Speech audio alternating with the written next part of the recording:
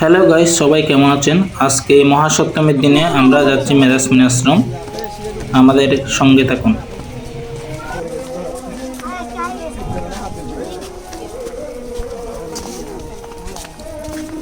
কিছু দূর সিঁড়ি ওঠার পর আমরা দেখলাম অনেক মেলা হচ্ছে। সিন্দুর লন না, সিন্দুর লাগিয়ে লন, সিন্দুর লন।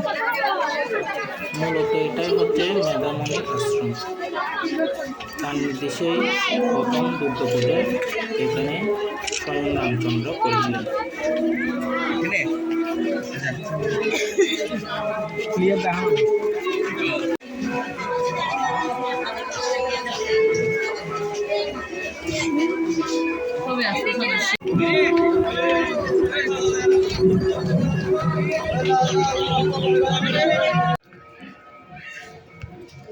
এটা হচ্ছে স্বয়ং কালীমার মন্দির।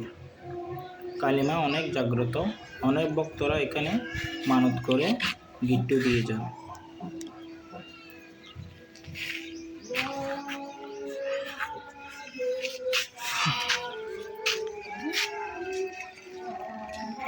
এখান থেকে পাহাড়ের বিয়েটা অসাধারণ লাগতেছিল, খুব সুন্দর লাগতেছিল।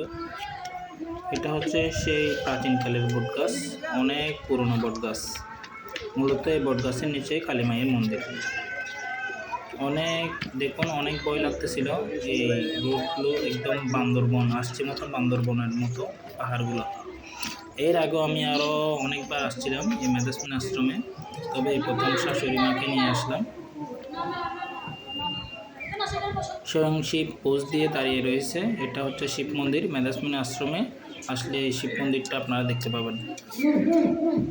অনেক সুন্দর শিব মন্দির, চারিদিকে পাহাড় আর পাহাড়, দুই চোখ জুড়িয়ে যায়। গাদ ধরে যাবো কি? জয় শিব মন্দির।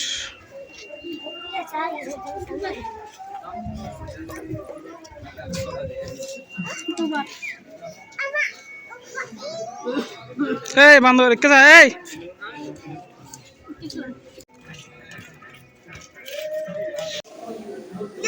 বাবা এখানে না, এখানে এখানে এটা হচ্ছে অনেক সুন্দর মন্দির। মন্দিরের পাশে আছে একটি যজ্ঞ। হয়তো কালকে যজ্ঞ হয়েছিল, যজ্ঞ স্থানটা এখনো গরম। ওখান থেকে ধোঁয়া ছিল যজ্ঞ করার স্থান থেকে।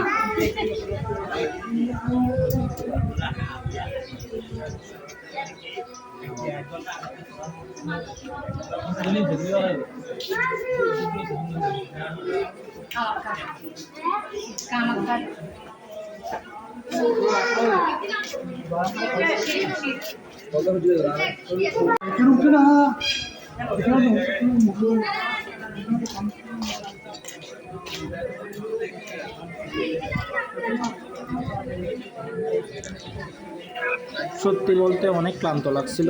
আমরা পাহাড়ে, আমার শাশুড়ি মা তো অনেক ক্লান্ত হয়ে গেছিল।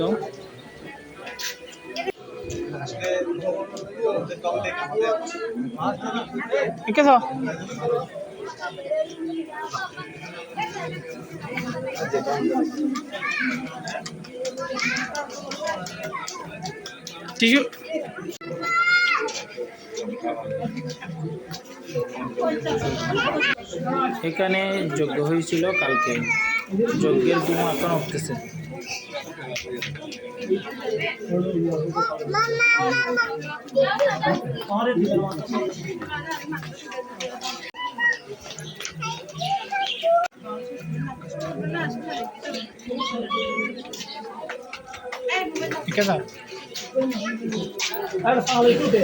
খাওয়ার দাওয়ার সেরে একটু শালাকে বাবুকে নিয়ে বসলাম। আসলে এখানে আসলে আপনার থেকে অবশ্যই পানির বোতল আনতে হবে, কারণ এত পরিমাণ পানি, তৃষ্ণা ধরছিল, এত পরিমাণ পানি খাইছি।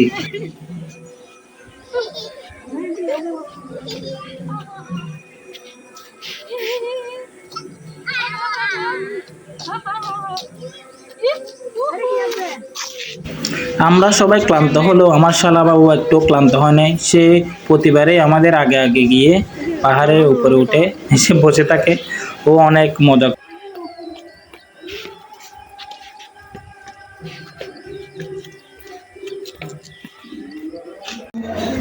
অবশেষে চলে আসলাম মূল মন্দিরে। মূল মন্দিরে উঠতেই চোখে পড়লো কতগুলো কবুতর। সেখানে আমরা খাবার জল খেয়ে মাকে দর্শন করতে চলে গেলাম। অনেক কষ্টের বিনিময়ে এই মায়ের দর্শন।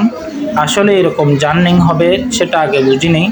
আর এমনিতে সবসময় পুরো ফাঁকা থাকে মন্দির, কিন্তু এই এখন সপ্তমী পূজা আর প্রসাদ দিচ্ছিল, সেজন্য অনেক মানুষের ভিড়। আমি সেখান থেকে জানতে পারি প্রায় ৬,০০০ মানুষের খাবারের আয়োজন করা হয়েছিল। তারপরও সেখানে অনেক ভিড় ছিল, প্রসাদ নিতে অনেক কষ্ট হয়েছিল আমাদের। অবশেষে এই মায়ের মুখটা দর্শন করলাম। আপনারা সবাই দর্শন করুন এই মায়ের মুখ। এই মাইকে দেখার জন্য অনেক প্রায় ৬৩ জেলা থেকে মনে হয় মানুষ আসছে। এত গাড়ি, এত ভিড়, আগে কখনো আমি মেদাসমিন আশ্রমে এত মানুষ দেখি নাই। আজকে মহাসপ্তমী, অষ্টমী, নবমী আরও 2 দিন অনুষ্ঠান থাকবে। আপনারা চাইলে কালকে পরশু এসে ঘুরে যেতে পারেন। অনেক সুন্দর আশ্রমটি, আসলে মন জুড়িয়ে যায়। অনেক সুন্দর, আগের থেকে অনেক সুন্দর করে ফেলছে।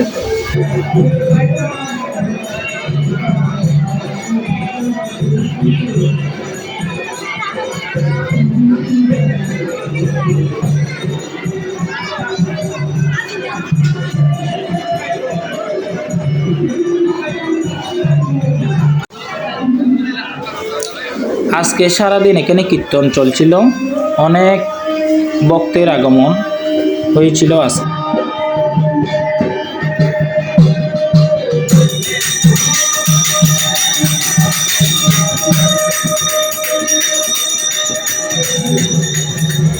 মূল মন্দিরের পাশে ছিল একটি কালী মন্দির, অনেক বড় একটা কালী, অনেক বড় মন্দির, যত বড় কালীর প্রতিমাটাও ছিল তত বড়। এটা দেখার জন্য অনেকের ভিড়, আসলে এমন ভিড় যে আমি কালীমাকে নমস্কার করবো এরকম একটা জায়গায় নেই নমস্কার করার জন্য, সেরকম একটা পরিস্থিতিও নাই। কালী মন্দিরের সামনে ছিল পঞ্চ বেলপাতা, যা 5 পাপড়ির বেলপাতা। আপনারা অবশ্যই বেলপাতা গাছটি দর্শন করবেন।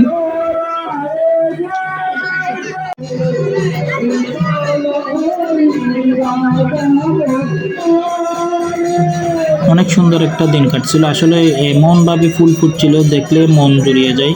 অনেক ফুলের 2-3টা গেট ছিল ফুলে ভরা।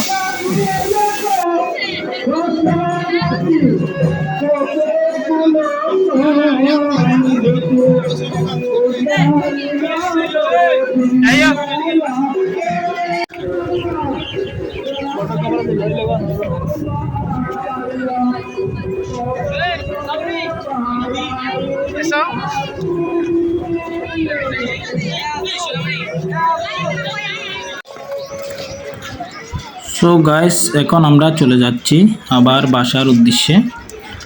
আমাদের জন্য আশীর্বাদ করবেন, আরও নতুন নতুন ভিডিও নিয়ে হাজির হব। আশা করি অবশ্যই পেজে ফলো দিয়ে রাখবেন। ধন্যবাদ।